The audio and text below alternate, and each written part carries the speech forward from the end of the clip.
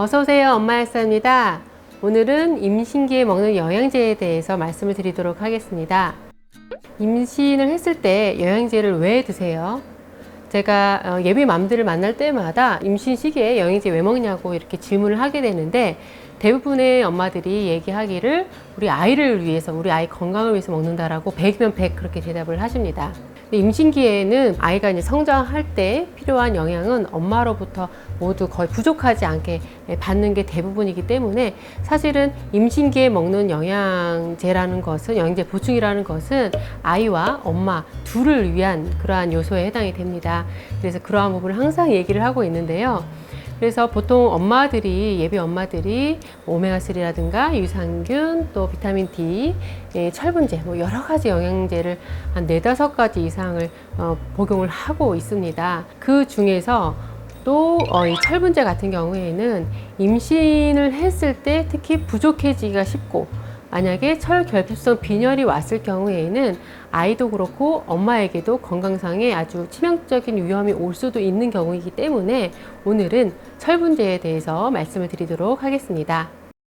임신 시기에 철분제를 복용하면서 예비 엄마들이 가장 많이 질문하는 몇 가지를 뽑아봤습니다. 첫 번째로, 철분제 복용은 언제 해야 가장 효과가 좋고 공복에 먹어야 좋다고 하는데 정말 그런지, 올바른 복용법이 어떻게 되나요?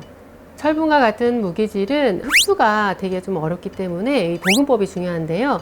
철분은 공복에 복용하는 것이 가장 효과적입니다. 철분 같은 경우에는 특별히 우리 몸에서 대사돼서 소실되고 이런 구조가 아니라, 땀이라든가 또는 소변, 또는 뭐 피부 조직이 탈락이 됐다거나, 또 월경이라든가 이런 걸로 인한 출혈로 인해서 철분이 소실이 되게 되는데, 일반적인 경우에는 하루에 한 1mg 정도를 우리가 보충을 해줘야 이렇게 잘 유지가 됩니다. 그런데 임신을 하게 되면 보통 한 4개월 무렵이 되게 되면은 체중이 막 늘기 시작을 하죠. 그러면서 혈액의 어떤 양이 늘고 혈장량이 늘다 보니까 철분의 양이 이제 상대적으로 부족해 피가 묽어지는 상황이 되기 때문에 우리가 그 시기부터 보통 철분제를 보충을 하기 시작을 합니다. 그래서 이 임신기에는 보통 일반적인 경우보다 약 2배, 3배 정도의 더 많은 양의 철분이 필요하게 되는데요. 우리가 철분제를 이제 복용을 하거나 어떤 음식을 통해서 철분을 보충을 하게 되면은 들어있는 철분의 약 10% 정도, 많아야 10% 정도가 흡수가 됩니다. 만약에 뭐 2mg에서 뭐 3mg 정도 철분이 필요하다 하게 되면은 우리가 외부에서 보충해야 되는 철분의 양은 약 20에서 30mg 정도에 해당이 됩니다. 그래서 우리가 제품을 볼 때도 이렇게 철로서 함량을 확인을 해서 나에게 필요한 철의 함량이 어떤지를 확인하는 것이 이제 중요합니다. 만약 철결핍성 빈혈이 있는 경우에는 100mg 이상으로 더 많은 양의 철분을 보충을 해줘야 합니다. 같은 임신부라 하더라도 그냥 철결핍성 빈혈이 없는 경우에 보통 이제 데일리로 복용을 해야 되는 이런 철분의 양이 있고요. 철결핍성 빈혈이 있는 경우에는 또 상황이 다르기 때문에 내가 임신부라 하더라도 내 상황이 어떤지를 정확히 아는 것이 필요하고, 용법 용량을 설정을 할 수가 있습니다. 이렇게 먹는 철분은 흡수가 되게 중요한데요. 앞서 말씀드린 것처럼 공복에 먹는 것, 그리고 비타민 C라든가 또는 오렌지 주스와 같이 먹게 되면 흡수가 더 잘 되게 됩니다. 이렇게 철결핍성 빈혈이 있어가 철분제를 막 먹는데도 이렇게 수치가 잘 안 오른다고 하는 경우들이 있습니다. 그럴 경우에 다른 먹는 음식이나 또는 약이라든가 이런 걸 살펴볼 필요가 있는데요. 보통 요즘에도 차 같은 것도 많이 이렇게 이제 보틀 담아가지고 먹게 되는데, 녹차라든가 뭐 홍차라든가 잎으로 만든 이런 티 종류를 계속 음용하게 되면 철분의 흡수를 좀 떨어뜨릴 수가 있기 때문에 그런 부분을 좀 피하시고요. 그리고 철분제를 먹기 전후로 해가지고 뭐 제산제라든가 커피라든가 이런 것들을 같이 먹게 되면 흡수가 좀 떨어지기 때문에 철분제 먹기 전후로 2시간 정도는 시간 간격을 두고 복용하는 것이 좋습니다. 그리고 특히 철분 수치가 잘 안 오른다 하는 경우에는 평소에 좀 단백질 섭취, 뭐 아미노산 섭취 같은 것들을 조금 더 신경 써서 보충해 주는 것이 철 수치를 좀 올리는 데도 도움이 됩니다. 두 번째로, 철분제를 복용하면 속이 쓰리다거나 변비 때문에 먹기 힘든데 이럴 땐 어떻게 해야 하나요? 라는 질문인데요. 철분제를 이제 복용하는 예비맘들이 가장 많이 호소하는 그런 불편한 증상 중에 하나가 이런 소화기 불편함입니다. 메스껍거나 속이 쓰리다거나 또는 변비라든가 이러한 증상을 호소를 하게 되는데요. 이런 부작용은 대부분 우리가 먹은 철분제가 위장에 남아가지고 생기는 부작용에 해당이 됩니다.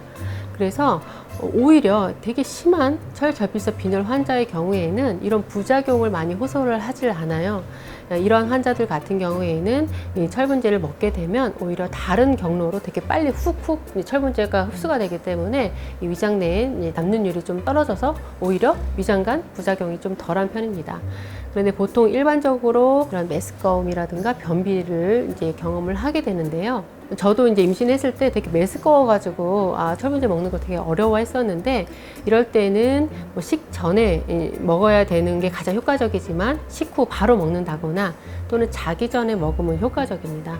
변비 같은 경우에도 굉장히 많이 불편하다고 얘기를 하게 되는데요. 대부분의 예비맘들이 임신했을 때 프로바이오틱스 유산균제를 먹고 있죠. 그래서 이 유산균 먹는데도 변비가 있어요? 라고 막 되게 질문하는 경우들이 많이 있는데, 그럴 경우에 유산균 프로바이오틱스의 양을 조금은 늘려본다거나 좀 제품을 바꿔보는 것도 방법이 될 수가 있습니다. 사람마다 이렇게 조금 맞는 균주가 좀 차이가 있을 수 있기 때문에 그런 방법이 있을 수 있고요. 프로바이오틱스를 먹어도 이렇게 해결이 안 되는 경우에는 이 유산균이 좋은 먹이가 되는 프리바이오틱스를 조금 더 보충을 해주는 것이 좋습니다. 뭐 제품으로 된 거를 복용을 할 수도 있는데 뭐 비용이 더 추가될 수도 있고요. 보통은 우리가 식생활에서 이 프리바이오틱스가 되는 여러 채소라든가 뭐 야채라든가 나물류 같은 것을 보충을 해주면 좋은데, 그냥 먹기 가장 요즘 같이 조금 더운 시기에 먹기 좋은 이렇게 스무디로 만들어서 먹는 방법이 있는데요. 뭐 양배추 같은 거 삶아가지고 이런 한 줌, 그 다음에 사과, 과일류 한 줌, 그 다음에 본인이 좋아하는 그런 망고라든가 오렌지와 같은 그런 과일류 한 줌 해가지고 이것을 같이 스무디처럼 해서 보충을 해주면 굉장히 좋은 그런 프리바이오틱스 역할을 합니다. 실제로 프로바이오틱스를 이제 좀 양을 늘려 본다거나 또는 제품을 바꿔봐도 효과가 없을 경우에 이렇게 식이섬유 성분이 많은 프리바이오틱스 성분이 많은 스무디를 해서 먹었을 때 효과를 본 경우들이 있기 때문에 한번 활용해 보셔도 좋을 것 같습니다. 특히 요즘 여름에는 땀도 많이 나고요. 또 운동도 많이 안 하고 실내 활동을 많이 하는 경우도 있기 때문에 변비가 심해지는 경우들이 있습니다. 평소에 좀 수분 섭취도 틈틈이 해주시면서 장 운동도 해주어서 변비가 생기지 않게끔 관리해 주시는 것이 도움이 될 것 같습니다. 세 번째로 액상이나 캡슐 등 어떤 철분제를 먹는 것이 좋을까요? 라는 질문이 있었는데요. 철분제는 이런 액상이라든가 또는 캡슐과 같은 제형의 특성뿐만 아니라 각 성분 함량에 따라 굉장히 다양한 제품들이 나오고 있습니다.